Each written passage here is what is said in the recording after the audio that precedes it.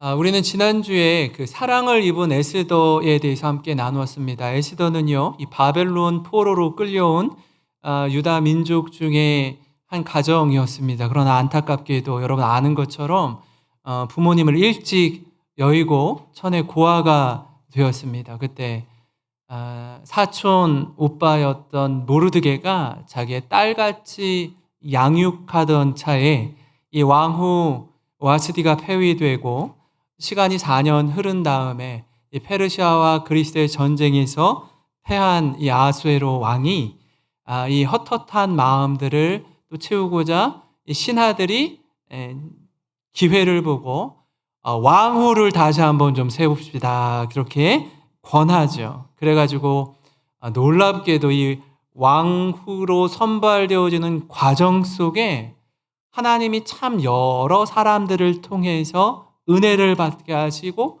사랑을 입게 하시고 은총을 받게 하는 성경의 내용들이 기록되어 있습니다. 가장 먼저는 궁녀를 주관하는 넷이 이 회개의 은혜를 입는데요. 에스더 2장 9절을 보시면 이렇습니다.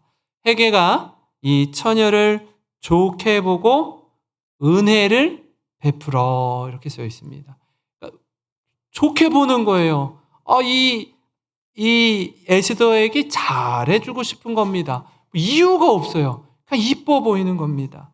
정말 이뻤을 것도 같아요. 그죠? 마음이 이렇게 향하는 거예요. 뿐만 아니라 여러분 치열한 그 왕후의 선발 과정에서 에스더가 아무것도 요구하지 않습니다. 원래 주어지는 물품들 외에 더 달라고 해도 줄 수 있는데 무엇을 원하든지 자기의 미모를 꾸미고 화장을 하고 아름다움을 유지할 수 있도록 하는 모든 것 달라고 하면 다 줄 수 있는데 에스더는 정한 것 외에 요구하지 않아요. 그런데 많은 사람들이 에스더를 사랑하는 거예요. 15절을 보시면 이렇습니다. 에스더 2장 15절 정한 것 외에는 다른 것을 구하지 아니하니 모든 보는 자에게 사랑을 받더라. 보는데 사랑받는 거예요. 그럼 끝나는 거 아닙니까? 모두 다 사랑해줘요. 예뻐해줘요. 은혜를 입습니다. 근데 여기까지만 은혜를 입으면 왕후가 될 수 없어요. 가장 결정적으로 누가 사랑해야 돼요? 왕이 사랑해야 돼요. 왕이. 아하수에로 왕이 보고 마음에 들어야 되는 거예요. 밑에 사람들이 아무리 은혜를 베풀고 사랑해 주어도 왕이 싫으면 싫은 거예요. 그런데 놀랍게도 이 아하수에로 왕마저 에스더를 사랑해요. 그 말씀이 2장 17절에 기록되는데 같이 한번 읽어보겠습니다. 시작. 왕이 모든 여자보다 그가 모든 처녀보다 왕 앞에 더 은총을 얻은지라. 아멘. 왕이 모든 여자보다 에스더를 어떻게 했대요? 더 사랑했대요. 더 사랑했대요. 그리고 더 은총을 입었대요. 은총, 은혜, 헤세드. 우리 지난 5월 5일 날 온 가족 예배를 드릴 때 유치부 전도사님이 말씀을 전해주셨는데 그 전도사님 이름이 어떻게 아세요? 임은총 전도사님이에요. 은총을 입는 거예요. 왕이 사랑하는 거예요. 이 모든 복은요, 하나님의 은혜, 하나님의 사랑, 하나님의 헤세드 외에는 에스더 입장에선 달리 설명할 방법이 없는 겁니다. 그렇게 에스더가 왕후가 되는데 오늘 말씀은 에스더가 왕비가 된 이후에 5년 후 주전 474년의 이야기입니다. 이때 보니까 아하수에로 왕이 자기보다 아래 한 단계 아래 우리로 치면 이제 국무총리급에 해당하는 하만이라는 사람을 이렇게 갑작스럽게 특별히 진급을 시킵니다. 그러니까 페르시아의 2인자가 되는 거죠. 우리는 임은총 전도사님도 있고 2인자 권사님도 있고 이 2인자가 돼요. 2인자의 자리에 딱 세우는데 하만을 갑자기 올렸다라는 뜻이에요. 그러면 한번 생각해 보세요. 그 계급이 있고 직급이 있는데 어떤 한 사람이 갑작스럽게 페르시아의 총리로 딱 서게 되면 그 밑에 준비하고 있었던 사람들, 이 계단을 거쳐서 올라온 사람들 중에 여러 사람들이 어떨까요? 심기가 불편한 거예요. 아니, 저 사람 뭐야? 갑자기 치고 들어와? 이렇게 되는 거예요.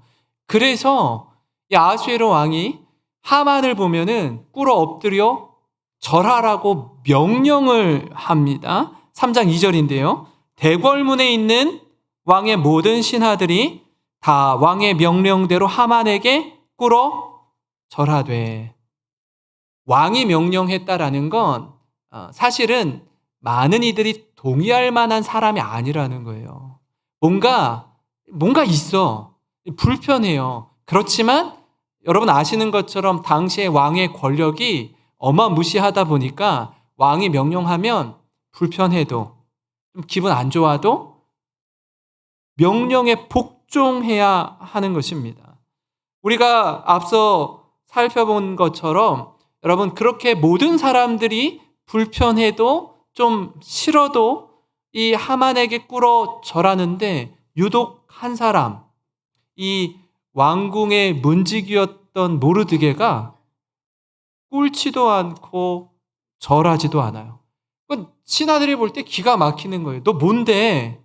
야, 지금은 네가 싫어도 불편해도 무릎 꿇고 절해야 돼. 너 지금 뭐 하는 거야? 왜 그래?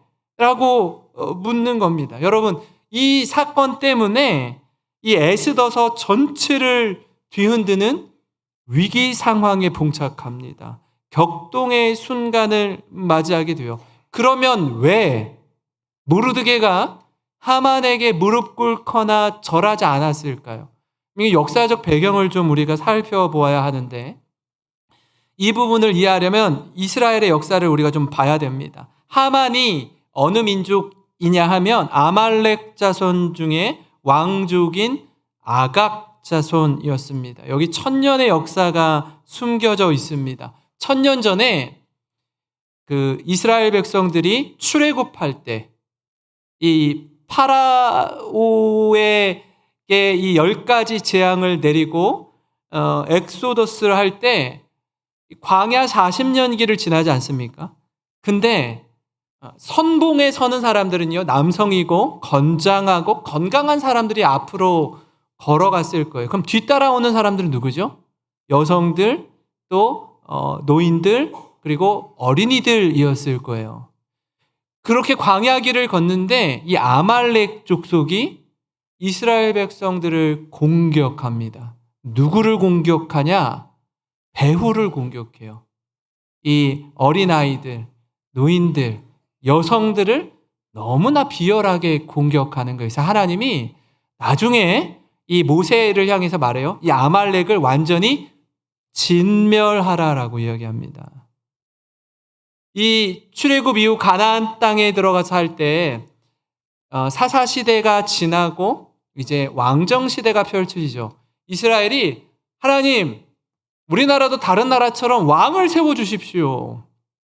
얘들아, 내가 너희의 왕이다. 아니요, 보이는 왕, 눈에 보이는 왕, 사람을 세워 주십시오라고 이야기해요. 중간에서 사무엘 선지자가 하나님과 이스라엘과 중계를 하다가 어떻게 하죠? 왕을 세우죠. 누구를 세우죠? 1대 왕이 사울 왕을 세웁니다.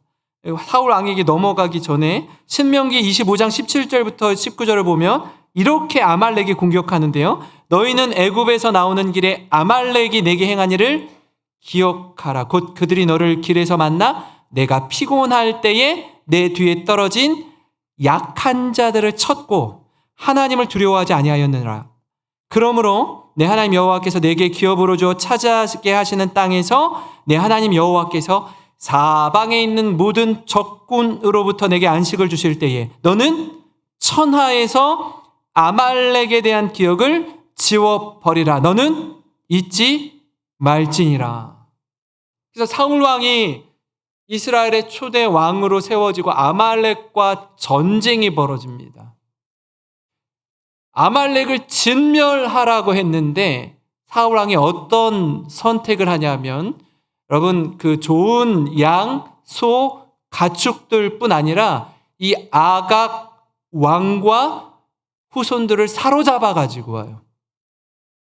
그리고 사울 왕이 사무엘에게 이렇게 이야기하는 거예요. 사무엘상 15장 20절부터 22절에 사울이 사무엘에게 이르되 나는 실로 여호와의 목소리를 청종하여 여호와께서 보내신 길로 가서 아말렉 왕 아각을 끌어왔고 아말렉 사람들을 진멸하였으나 다만 백성이 그 마땅히 멸할 것 중에서 가장 좋은 것으로 길갈에서 당신의 하나님 여호와께 제사하려고 양과 소를 끌어왔나이다 하는지라. 사무엘이 이르되 여호와께서 번제와 다른 제사를 그의 목소리를 청종하는 것을 좋아하심같이 좋아하시겠나이까? 순종이 제사보다 낫고 듣는 것이 순양의 기름보다 나으니. 이 유명한 말씀이 사울과 사무엘과 이야기 나누는 가운데 나라요. 순종이 제사보다 낫고 듣는 것이 순양의 기름보다 낫다라고 합니다. 그러니까 아각과 이 여러 가축들을 가지고 온 명분이 있죠. 하나님께 제사하려고, 하나님께 바치려고. 하나님이 그것보다 더 중요시 여기는 게 뭐예요? 하나님 말씀에 순종하는 거예요. 그만큼 우리는요, 이렇게 명분과 여러 가지 핑계와 이유를 대서 하나님 말씀에 순종하지 않으려고 해요. 잘 들으려고 하지 않습니다. 안타깝게도 사울 왕은 이 일로 인해서 왕의 자리를 나중에 다윗에게 넘기게 됩니다. 잃어버리게 돼요. 아각 왕은 사무엘이 칼을 들어 죽여요. 사무엘이. 근데 문제는 뭐냐면 아각 왕의 후손들은 다 도망간 이후였어요. 그 후손들이 수백 년의 세월을 지나 지금 여기 나와 있는 아각의 후손인 하만 총리가 되어서 모르드게와 대결 구도를 벌이게 되는 겁니다. 이럴 줄 누가 알았어요?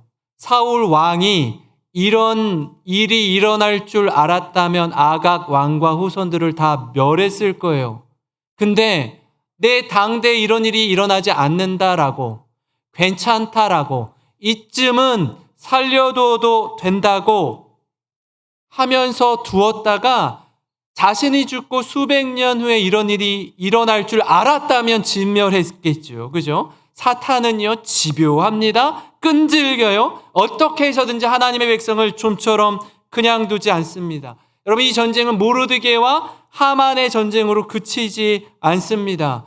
이스라엘의 사울 왕과 아말렉의 아각 왕의 전쟁이 그것으로 그치지 않은 것처럼 말입니다. 이 전쟁은 미래가 걸린 전쟁입니다. 이 전쟁에 유다의 미래가 달려 있습니다. 이 하만과 모르드게의 이 갈등 구도를 통해서 우리가 기억할 몇 가지를 함께 나누려고 하는데, 첫째는 뭐냐면요, 악은 완전히 제거하라는 것입니다. 모르드게는 왕궁의 문지기였습니다. 당시 이 바벨론 포로로 끌려온 유다 민족들은요, 바벨론 문화를 존중했어요. 바벨론 후에 페르시아에 의해 멸망을 당하죠. 페르시아의 문화도 존중했습니다. 그래서 왕궁 문지기로 별 어려움 없이 잘 지낼 수 있었어요. 그러나 여러분, 이 타이밍에 하만이 모르드게가 하만에게 절하지 않은 건 역사적 배경이 있는 겁니다. 2절 3절을 보면 이렇습니다. 대궐문에 있는 왕의 모든 신하들이 다 왕의 명령대로 하만에게 꿇어 절하되 모르드게는 꿇지도 아니하고 절하지도 아니하니 대궐문에 있는 왕의 신하들이 모르드게에게 이르되 너는 어찌하여 왕의 명령을 거역하느냐. 여러분, 어떻게 생각하세요? 왜 모르드게가 갑자기 하만에게 무릎을 꿇지 않을까요? 어떤 분은 하만에게 무릎 꿇고 절하는 것이 혹 우상숭배의 한 부분이어서 그런 것 아닙니까? 라고 생각할 수도 있어요. 근데 그렇지 않아요. 왜냐하면 이전에는 어땠을까요? 하만이 총리가 되기 이전에는요, 문제가 없었잖아요. 그죠? 이거는 우상 숭배와는 또 다른 차원의 이 역사적인 배후가 있다라는 겁니다.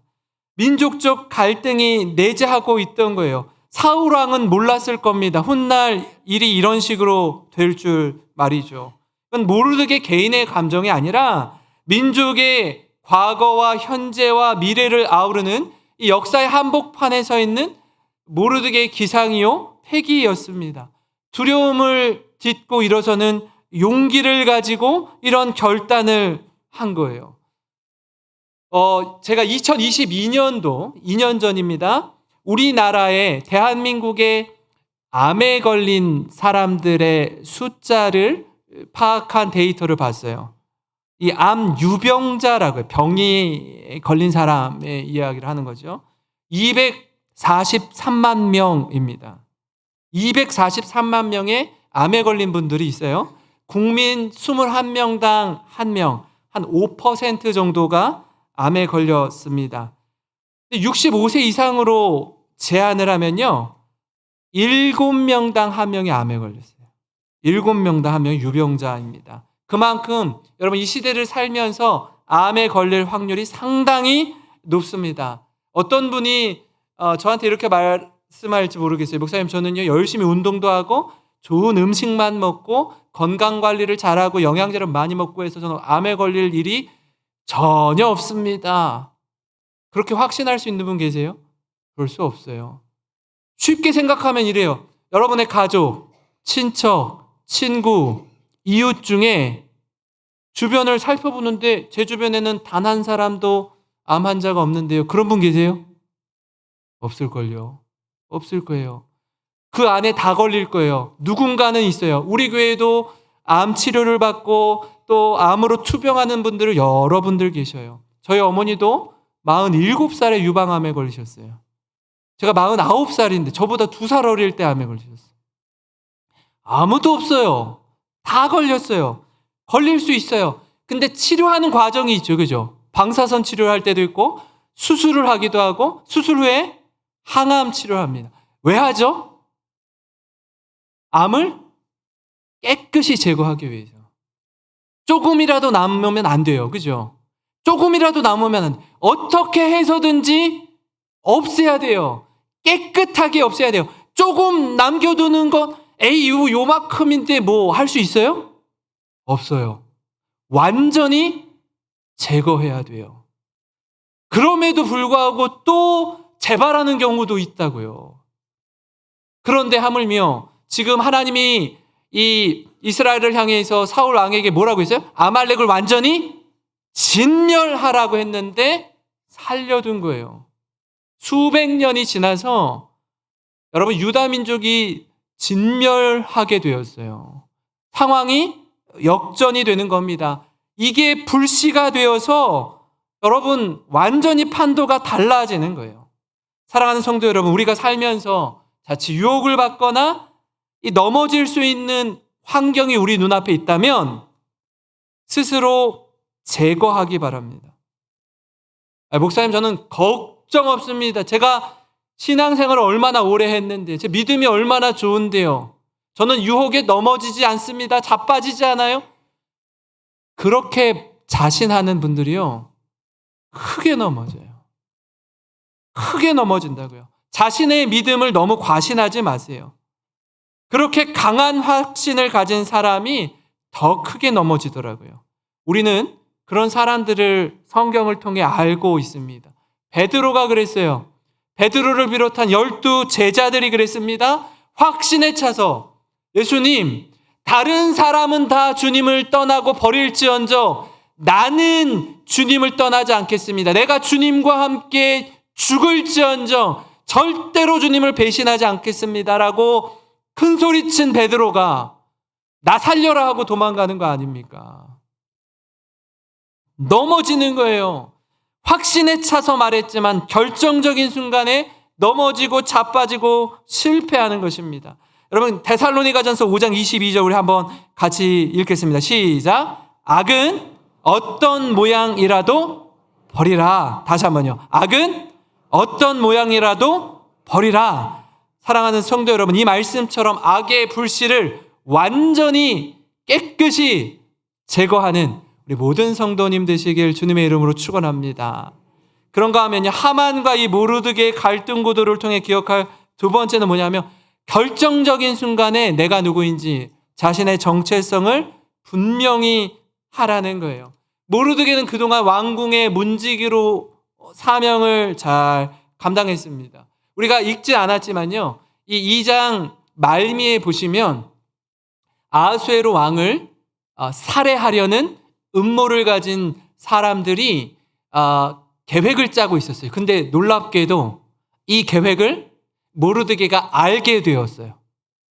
그래서 이 왕의 이 비서실에 연락을 취해서 왕이 살해당하지 않도록 보호해주는 아주 중요한 역할을 감당했습니다. 나중에 여러분 이게 그냥 스쳐 지나가듯이 기록되어 있는데 이 하만과 모르드게 대결 구도에서 완전히 전세가 역전되는 순간에 이 사건이 굉장히 중요한 뭐라 그러죠? 이렇게 트리거가 되는 거예요. 아주 중요한 이 결정적인 영향을 미치는 사건이 됩니다. 우리 삶에 일어나는 것 어느 것 하나도요 허투루 일어나는 일이 없습니다. 훗날 과거의 경험이 그 아팠던 경험, 눈물 났던 경험, 쓰라린 경험들이요 어떻게 하나님께서 유익의 재료로 사용하실지 우리는 아무도 몰라요. 그땐 너무 힘들었는데, 그땐 너무 속상했는데 하나님이 그 시간을 통해서 우리를 단단하게 만져주시고 더 중요한 순간에 그 위협으로부터 승리하게 하시고 새롭게 하시는 줄 믿으시기 바랍니다.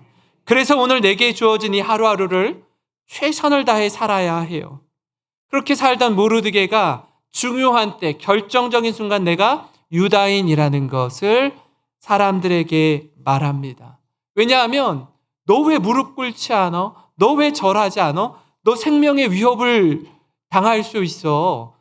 지금이라도 늦지 않았으니 절하라고 라고 말하는 이 신하들 앞에서 나는 사실 유대인이라고 고백하는 거예요. 나의 아이덴티티, 나의 정체성을 밝히는 겁니다. 그러자 이 신하들이 요것 봐라 싶어가지고 가서 이 하만에게 저 왕궁 문지기인 모르드게가 사실은 유다 민족입니다 라고 가서 알려줘요. 하만이 어떻게 해요? 이때다 싶어서 이 모르드게만 죽이는 것으로 그치지 않고 저 민족을 아예 진멸해야겠구나라고 생각하게 되는 거예요. 4절을 보시면 이렇습니다. 날마다 건화되 모르드게가 듣지 아니하고 자기는 유다인임을 알렸더니 그들이 모르드게의 일이 어찌 되나 보고자 하여 하만에게 전하였더라. 이 일을 계기로 판도가 급속히 변합니다. 이제 전쟁이 선포되는 거예요. 근데 일방적인 전쟁이에요. 모르드게의 이 한 사건으로 말미암아 페르시아 전역에 살고 있던 유다인들이 다 한날 죽게 되었어요. 근데 하나님이요 이걸 그대로 두고 보지 않으십니다. 보이지 않지만 에스더서에 하나님이라는 단어가 단 한 번도 나오지 않는다라고 했어요. 그런데 배후에서 하나님이 일하셔요. 역사하셔요. 당시에 이 바벨론 문화권은요 이랬어요. 어떤 중요한 일을 앞두고 제비를 뽑았어요. 제비를 뽑아서 그 날짜와 그 달을 확인하고 요 달, 요 며칠에 이 거사를 행해야 된다라는 바벨론 문화권이 형성되어 있었고 페르시아가 정복했지만 그 문화가 여전히 지속되고 있었어요. 1월 달에 제비를 뽑았는데 딱 뽑으니까 12월 달이 나온 거예요. 만약에 이런 문화가 없었으면 어떻게 해요? 하만이 화가 가득해가지고 바로 즉시 아하수에로 왕에게 말하고 이 일을 처리했을지 몰라요. 근데 뽑고 나니까 12월이니 기다려야 되는 거예요. 11개월을. 11개월 동안 하나님은 어떻게 하죠? 에스더와 모르드게를 통해서 준비하게 하셔요. 기도하게 하셔요. 금식하게 하신다라는 겁니다. 여러분, 가장 중요하고 결정적인 순간 하나님이 개입하심을 믿으시기 바랍니다. 사랑하는 성도 여러분, 우리 인생에 모르드게처럼 에스더처럼 내가 누구인지 정확히 밝혀야 하는 때가 있습니다. 전에는 있는 듯 없는 듯 공기처럼 조용히 지냈는데 이제는 밝혀야 할 때가 있어요. 사실 내가 그리스도인입니다. 사실 내가 예수 믿는 사람입니다. 여러분, 이 고백을 통해서 생명을 살리고 공동체를 살리고 민족을 살리는 일에 쓰임받을 때가 있다라는 거예요. 바로 그때 하나님과 사람 앞에서 주저함 없이 저 예수 믿는 사람입니다. 우리의 입술로 담대하게 고백하고 복음을 믿고 복음을 살아내는 모든 성도님 되시길 주님의 이름으로 축원합니다. 마지막으로 여러분, 하만과 모르드게의 갈등 구도를 통해 기억할 것은 뭐냐면, 여러분, 사탄은 미래를 위해서 오늘을 위협한다라는 사실이에요. 하만이 이 모르드게가 자신의 권위에 대해서 정면 도전하자 모르드게 한 사람을 죽이는 것으로 그치지 않죠. 여러분, 이 하만의 분노를 보면 아하수에로의 분노와 꼭 닮아 있습니다. 한 민족을 진멸하려는 데까지 이릅니다. 5절 6절을 보시면 하만이 모르드게가 무릎을 꿇지도 아니하고 절하지도 아니함을 보고 매우 노하더니 그들이 모르드게의 민족을 하만에게 알림으로 하만이 모르드게만 죽이는 것이 부족하다고 생각하고 아하수에로의 온 나라에 있는 유다인 곧 모르드게의 민족을 다 멸하고자 하더라. 당시 권력을 가진 이 왕이나 총리의 힘이 어떤지 그대로 보여줍니다. 저들이 마음만 먹으면 무슨 일이든 하고 싶은 대로 원하는 대로 거침없이 행하는 단면을 보여주는 거예요. 그러니까 하만과 모르드게의 갈등이 만은 아니라는 걸 알 수가 있죠. 이건요, 민족 대 민족 간의 대결 구도입니다. 만약에 여러분 이때 이 모르드게와 에스더가 이 어려운 상황을 하나님의 은혜를 힘입어서 통과해 나가지 못했다면 여러분, 유다를 통해 예수 그리스도는 예수님의 구원의 역사는 이루어질 수 없었을 것입니다. 제가 작년에 미국에 가서 이렇게 이런저런 교회도 탐방하고 문화도 경험하고 이렇게 보다가 하나 놀라운 걸 하나 봤어요. 그러니까 제가 갔을 때 이렇게 라스베가스에 가면 무지막지하게 큰 동그란 원이 하나 있는데 그 원에 들어가면 뭐라고 해야 되죠? 하여튼 우리 시야에서 볼 수 있는 모든 면적이 이 구 안에 화면이 돼서 이렇게 다 보여져요. 화면이 돼서. 그 구 안에 몇 명의 사람들이 들어가서 관람을 할 수 있냐면 5만 명이 들어가서 볼 수 있어요. 그러니까 사이즈가 엄청 크죠. 바깥에도 전부 다가 이 전광판으로 LED로 되어 있어서 하루의 광고료가 6억이라고 하더라고요. 광고를 하는데 그 안에 들어가서 이제 그 영상을 보기 위해서 에스컬레이터를 타고 이렇게 올라가는데 놀라운 걸 봤어요. 이 로봇을 봤어요. 어떤 로봇이냐면 저 AI 로봇 같은 저 로봇이 있고 사람들이 주변에 완전히 말리 딱 이렇게 있는 거예요. 그래서 질문을 하면 이 친구가 모든 질문에 사람 이상으로 대답을 기가 막히게 하는 거예요. 근데 제가 좀 소름이 끼치더라고요. 아니, 이렇게 과학기술이 이 정도로 발전했나 할 정도로 표정이며 말이며 모양이며 움직이는 거며 너무 소름이 끼치는 거예요. 제가 찍은 사진이거든요. 저 어렸을 때 초등학교 다닐 때 터미네이터가 나왔었어요. 아세요? 아놀드 슈왈제네거가 나와가지고 그 영화가 생각이 나더라고요. 그 터미네이터가 제가 군산에 와서도 터미네이터 시리즈를 영화관에 가서 본 적이 있는데 최근까지도 그 시리즈가 지금까지 왔는데 터미네이터 내용이 뭐죠? 미래에서 로봇들이 과거로 돌아와요. 과거로 와서 뭐예요? 어떤 고등학생 아이 하나를 죽이려고 해요. 근데 이 최신형 로봇이 조금 그 단계가 몇 단계 떨어지는 로봇이랑 같이 막 싸워요. 그 몇 단계 떨어지는 로봇이 터미네이터 그 누구지? 아놀드 슈왈제네거고요. 또 아주 기가 막힌 저런 아까 지금 나온 저런 로봇들이 최신형 로봇들이 와서 막 싸워요. 왜 싸우냐면 구형 로봇은 저 고등학생 아이를 지켜주고 보호해주는 역할을 하고 신형 로봇은 저 아이를 죽이려고 해요. 죽이려고 하는 이유가 있어요. 지금 볼 때 고등학생 아이는요, 별 생각 없어요. 그냥 학생이에요. 아무것도 아니에요. 근데 왜 집요하게 저 아이를 죽이려고 할까? 미래에 그 아이가 이 AI가 이 주도하는 이 로봇 세상에서 인류를 구원하는 리더로, 대장으로 이 아이가 그 역할을 감당하는 거예요. 그러니까 그 AI 로봇들이 미래에서 과거로 돌아와서 어떻게 해요? 이 아이를 죽이려고 하는 거예요. 그래야 로봇의 세상이 되니까. 무시무시한 거 아니에요? 이 일이요, 성경에도 이렇게 기록되어 있는 거예요. 모세가 태어났을 때, 여러분, 히브리 남자아이면 어떻게 해야 돼요? 나일강에 빠뜨려서 죽여야 됐어요. 여자아이면 살려두고 남자아이면 파라오가 다 죽이게 했어요. 이 모세가 태어날 때도 마찬가지죠. 모세가 자라자 어떻게 하죠? 이 부모가 요게벳이 어떻게 해요? 갈대 상자를 만들어서 나일강에 띄웁니다. 하나님 살려주세요. 하나님 도와주세요. 그 파라오의 딸 공주가 그 갈대 상자에 있는 아기를 딱 보니까 히브리 아기거든요. 이 아기를 어떻게 해요? 살려주고 유모인 요게벳이 친엄마가 아이를 키워요.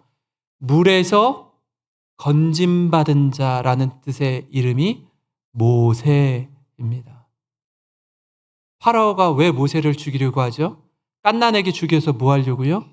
이 아이가 어떻게 되죠? 80년 후에 출애굽을 리드하는 지도자 모세가 되는 거예요. 예수님이 태어날 당시에 헤롯이 동방박사가 별을 보고 헤롯 궁에 와서 이스라엘의 왕으로 태어날 자가 어디 있습니까? 라고 했을 때 헤롯이 이 동방박사들이 나간 뒤에 어떻게 하죠? 2살 아래로 남자아이들은 다 죽여라 라고 해요. 누구를 죽이려고 하는 거예요? 예수 그리스도를 죽이려고 하는 거예요. 미래를 없애려고 하는 거예요. 하만도 어떻게 해요? 이 모르드게를 통해서 온 민족을 진멸하려고 해요. 왜 이런 일이 일어났다고요? 사울 왕이 아각과 아말렉 자손들을 진멸하라는 말씀에 불순종한 결과 아닙니까? 미래 전쟁이에요. 저는 이런 차원에서 우리 교회 다음 세대 너무 중요하다라고 생각합니다. 내일 우리 심효정 집사님이 아기를 낳아요. 아기를. 작년부터 아기 소리가 조금씩 들리고 있어요. 지금 아세요? 아기. 너무나 소중해요. 지금 이 나라는 뭐라고요? 다음 세대에 대해서 너무나 중요한 골든 타임이라고 합니다. 지금 이런 식으로 가다가 50년, 100년 후에 이 나라는 세계에서 없어질 소멸국가 1위가 대한민국이에요. 자녀를 낳지 않아서. 다음 세대에 소망이 없는 겁니다.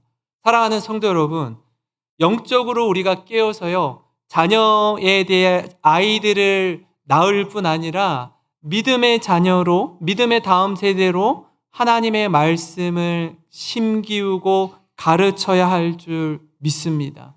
그 어떤 유산보다 믿음의 유산, 신앙의 유산을 전해 주어야 합니다. 그저 자녀들에게요, 여러분, 더 많은 이 재산 물려주려고 애쓰지 말고 다른 것 물려주지 못해도 이 믿음, 이 신앙, 가장 중요한 가치, 가장 붙들어야 할 가치, 이 말씀의 유산, 기도의 유산, 믿음의 유산을 다음 세대에 물려주는 우리 모든 성도님 되시기를 주님의 이름으로 축원합니다.